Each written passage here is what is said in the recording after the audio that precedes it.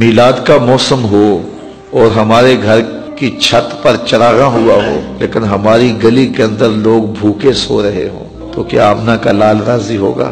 ایسا کرے اپنے رشتہ داروں اور اپنے اہل محلہ کے غرباء کی فہرست بنائیں اور اس فہرست کو مد نظر رکھیں اور اپنی گنجائش دیکھیں۔ 10 لوگ ہیں آپ کی گلی میں، محلے میں، رشتہ داروں میں 15 لوگ ہیں، 20 لوگ ہیں، تو پھر آپ میلاد کا تحفہ ان کے لیے تیار کریں۔ ان کی ضرورت کے مطابق دالیں لے لیں، آٹا لے لیں، چاول لے لیں اور کچھ چیزیں لے لیں، بچوں کی چوڑیاں لے لیں، کپڑے لے لیں اور اس شاپر میں ڈالیں اور ساتھ عید میلاد النبی مبارک لکھیں اور رات کی تاریکی میں ان کے گھر دے آئیں۔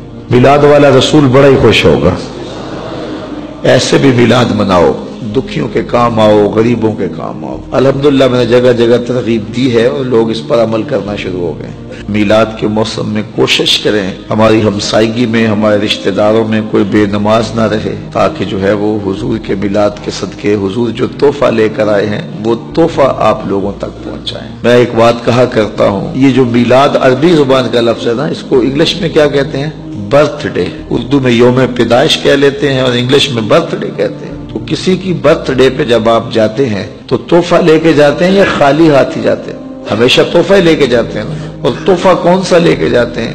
جس سے وہ خوش ہو۔ بچہ ہو تو کھلونے لے جاتے ہیں، بڑا ہو تو کتابیں لے جاتے ہیں، مٹھائی لے جاتے ہیں، پھول لے جاتے ہیں۔ کبھی ایسا تو نہیں ہوا کہ کوئی 80 سال کے بابے کی سالگرہ ہو آپ کھلونے لے کے جا رہے ہیں؟ اب کہتے ہیں اس کے مزاج کے مطابق تحفہ لے کے جائیں۔ تو کسی کی برتھ ڈے پہ جب آپ جاتے ہو تو تحفہ وہ لے کے جاتے ہو جس سے وہ خوش ہو۔ تو حضور کے میلاد پہ آئے ہو تو پھر کوئی حضور کو بھی تحفہ پیش کرو، اور تحفہ وہ پیش کرو جس سے حضور خوش ہو۔ اب حضور کس سے خوش ہوں گے؟ تو حضور سے پوچھ لیجئے۔ پھر حضور فرماتے ہیں وَجُعِلَتْ قُرَّةُ عَيْنِي فِي الصَّلَاةِ، میری آنکھوں کی ٹھنڈک نماز میں رکھی گئی۔